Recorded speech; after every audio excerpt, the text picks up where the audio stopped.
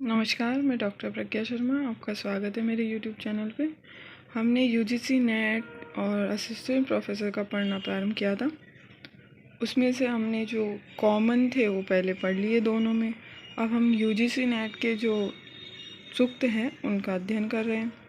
और फिर हमारे जो इसके बाद हमारे जो फिर सामान्य से कॉमन जो आएंगे सूक्त उनका अध्ययन करेंगे, जो अथर्ववेद में यजुर्वेद में है। इसके अतिरिक्त जो हमारे संवाद सूक्त हैं उनका सब अब देखते हैं हम। सूर्य सूक्त ऋग्वेद के प्रथम मंडल का 125वां सूक्त है। इसके ऋषि कुत्स आंगिरस कहा गया है ऋषि को। छंद इसका त्रिष्टुप छंद है इसमें, और इसमें कुल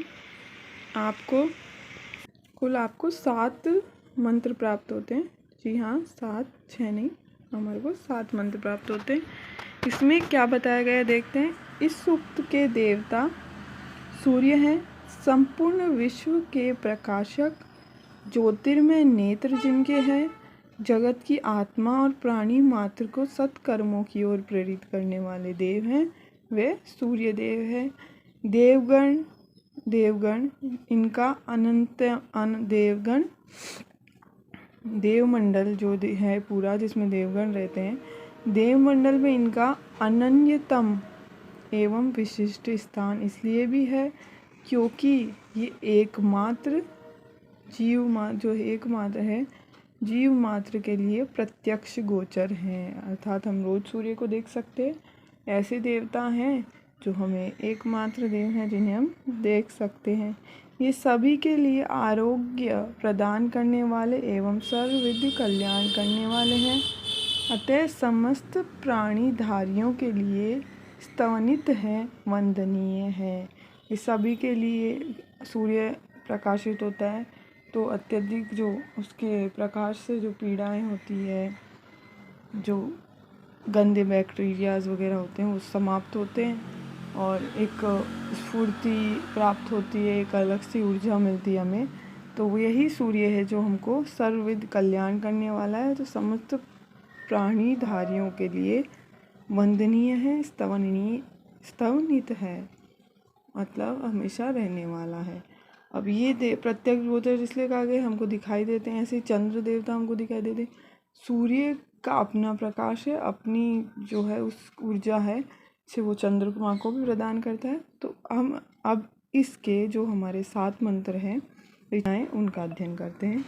देखिए, प्रातः रत्नं प्रातरित्वा ददाति तं चिकित्स्वान् प्रतिगृह्त्वानि धृते तेन प्रजां वर्धयमान आयुरास्यो पोषणं सचेते सुवीरः। स्वयं राजा ने प्रातःकाल आकर रत्नादि दिए, मनुष्यों ने उन्हें ग्रहण कर लिया। उस रत्न समूह द्वारा प्रजा और आयु को बढ़ाकर धन संपत्ति प्राप्त की। ये सूर्य के लिए कहा गया है। अब इसको दान सूक्त भी माना जाता है, जैसे इसमें जो दाता है वो सूर्य है, उसी प्रकार। तो हम देखते हैं इसमें क्या बताया गया है कि सूर्य स्वयं राजा, जो सूर्य है, प्रातम रत्नम प्राति ददाति च चिकित्सवान प्रकृति ज्ञान, मतलब सूर्य रूपी राजा ने प्रातःकाल में आकर रत्न आदि दिए हैं। जो प्रकाशित हुआ वो रत्न आदि जो प्रकाश दिया उसने, मनुष्यों ने उसे ग्रहण किया और रत्न समूह के द्वारा उनकी आयु, सूर्य आयु बढ़ाना, उसकी रोशनी आयु बढ़ाती, धन संपत्ति प्रदान करती है, वैसे ही से बताया गया। सुगुरुस्ततः सुहिरण्य अश्वौ बृहदस्मै वय इन्द्रो वधाति यस्तव्यांत्रं वसुना प्रातरित्वो मुषि जल जयेव प्रदीप मुक्तित नाति। उनके पास बहुत सी गायें हैं, उनके पास बहुत से सुवर्ण घोड़े हैं। उन्हें इंद्र बहुत सा धन प्रदान करे। जिस प्रकार लोग पशु पक्षी आदि को मूंछ की बनी रस्सी से बांधते हैं, उसी प्रकार उन्होंने प्रातः ही धन के द्वारा याचकों को बांध लिया है। अब इसमें ये कह रहे हैं उनके पास बहुत सी गायें हैं, बहुत से घोड़े हैं और इंद्र से उनको बहुत सारा धन प्राप्त हुआ है। बहुत से पशु पक्षी, जैसे पशु पक्षियों को रस्सी से बांधते हैं ना, उसी प्रकार मतलब सूर्य के पास इतनी तेज है, इतने प्रकाश है कि उसने सभी को अपने उसमें बांध रखा है। जिस प्रकार रस्सी से घोड़ों पशु पक्षियों को बांधता जाता है। या मध्य सुकृतं प्रातरिच्छन्निष्टेः पुत्रं वसुमते रथेन अशो सुतं पायय मत्सस्य शरद्वीरं वर्धय सुनेताभिः। मैं सुसज्जित रथ पर चढ़कर यज्ञ के शोभन कर्मों को देखने की कामना से आज उपस्थित हूँ। आयाम अद्य सुकृतया प्रतिच्छिष्टे। अभी बोल रहे हैं मैं सुसज्जित रथ पर चढ़कर यज्ञ के शोभन कर्मों को देखने की कामना में आप उपस्थित हुआ है। दीप्तिमान मादक पदार्थ सोम के रस का पान करके वीरपुत्र आदि विशिष्ट को प्रिय और सत्य वाक्य द्वारा समृद्धिशाली बनाओ। अब यही बोल रहे हैं कि वो यज्ञ द्वारा हवनी रथ पर बैठ के यज्ञ द्वारा हवि द्वारा यही कामना करता है कि आज जो ये सब आपको छड़ाया गया है उससे आप मुझे पुत्र विशिष्ट को प्रिय और मतलब ऐसा सत्य और समृद्धिशाली बनाओ और मुझे विशिष्ट पुत्र से युक्त करो। उपह शरयन्ति सिंधव मयो भुव इज्जानं च यक्षमाणं च धेनवः प्रणन्तं च अपूरीं च शश्वस्वो घृतस्य धारा उपहयन्ति विश्ववतः। दूध को देने वाली और कल्याण करने वाली गाय यजमान और यज्ञ का संकल्प करने वाली के समीप जाकर अधिक मात्रा में दूध प्रदान करती है। समृद्धि कारणभूत घी की धारा तर्पणकारी हितकारी पुरुषों के पास उपस्थित होती है। ये बताया गया है कि जो दूध देने वाली गाय हैं उनसे तो घी प्राप्त होता है, और घी किस में काम आता है? यज्ञ में, हवि में। तो वो यही बोल रहे हैं कि ये जब हमारी ये कल्याण करने वाली जो है यजमान जब यज्ञ संकल्प आदि करता है तो उसके समीप जाकर अत्यधिक मात्रा में दूध देती है, जिसके कारण स्वरूप वह यज्ञ आदि कर आपको प्रसन्न कर सके। नाकस्य पृष्ठे अधितिष्ठति श्रितो यह प्रणति स ह देवेषु गच्छति तस्मा आपो घृतमर्शयन्ति सिंधवः तस्मा यम दक्षिणा पिन्वन्ते सदा।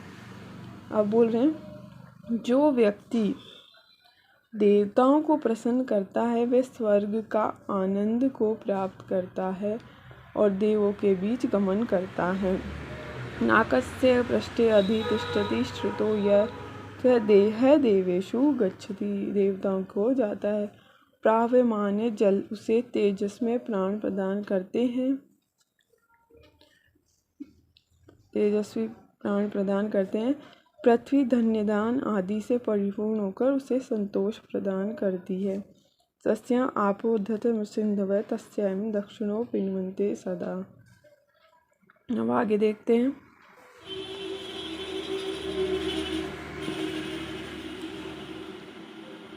दक्षिणा वतामिति मानी चित्रा दक्षिणा वताम देवी सूर्यास्य दक्षिणा वतो अमृत भजन्ते दक्षिणान पंतः प्रतिरंतः आयु। जो व्यक्ति दान देता है उसी को समस्त मणि मुक्तादि वस्तुएं सार्थक रूप से उपलब्ध हुआ करती है। अर्थात ये दान का महत्व है। जो दान देता है उसे सब कुछ प्राप्त होता है। जो दान करते हैं उनके लिए सूर्य देव धूलोक में निवास करते हैं।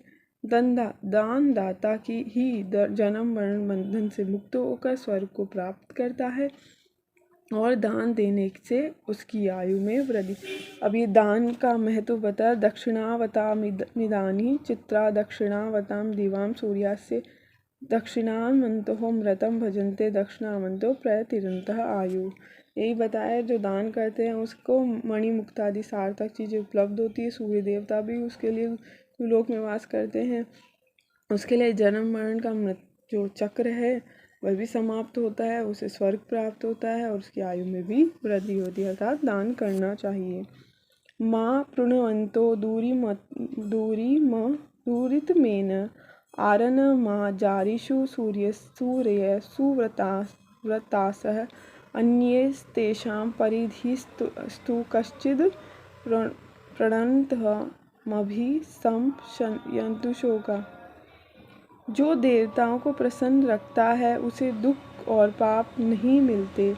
शुभ व्रत नियमादि को करने वाले मनुष्य शीघ्रता से वृद्धावस्था को प्राप्त नहीं करते हैं।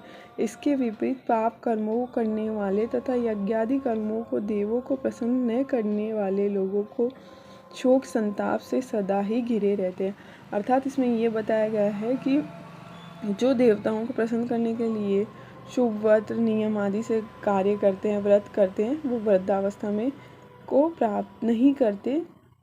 और उनके विपरीत जो ऐसे कार्य करते हैं, जो ना यज्ञ करते हैं, ना देवों को प्रसन्न करते हैं, वह हमेशा शोक में रहते हैं और सदा दुखों से घिरे रहते हैं। अर्थात हमें दान भी करना चाहिए, देवों की स्तुति भी करना चाहिए, उन्हें नमस्कार भी करना चाहिए।